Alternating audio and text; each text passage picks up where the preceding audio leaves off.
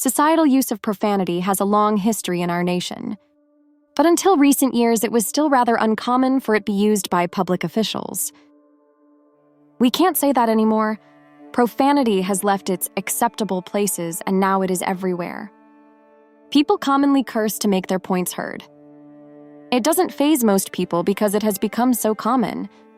Unfortunately, even among those who profess their faith proudly, people that claim to be disciples of Christ do not hesitate to use profanity in their performances and social appearances. Though considering themselves devout Christians and receiving such consideration from others, they have no problem with using the Lord's name in vain and using other corrupt speech in their daily lives. Most people in our country and culture use profanity frequently. Most people in our country have no clue what God thinks about it or do not care. What does God have to say? First, consider the great reverence the Jews had for God's name. This was required of them. The 10 Commandments stated, "You shall not take the name of the Lord your God in vain, for the Lord will not hold him guiltless who takes his name in vain." Exodus 27. The threat of God here was not an empty one. The control of the tongue is extremely important for Christians, but no man can tame the tongue. It is an unruly evil full of deadly poison. With it we bless our God and Father, and with it we curse men who have been made in the image of God. Out of the same mouth proceed blessing and cursing.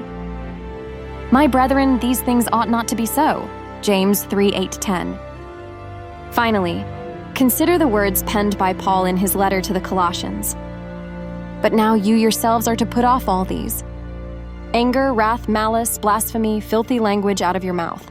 Colossians 3:8. You will note that anger, wrath, malice, and blasphemy can all be expressed verbally. They are sinful uses of the tongue, as is gossip and lying. But there is a blanket condemnation of any type of profanity in the phrase, filthy language out of your mouth. Regardless of societal usage and acceptability, God will not let profanity go unpunished because we otherwise do what is right. That is false and foolish. We can't serve God that way. We must surrender our whole heart and soul to the Lord. As Paul wrote, "It is no longer I who live, but Christ lives in me," to Galatians 2:20.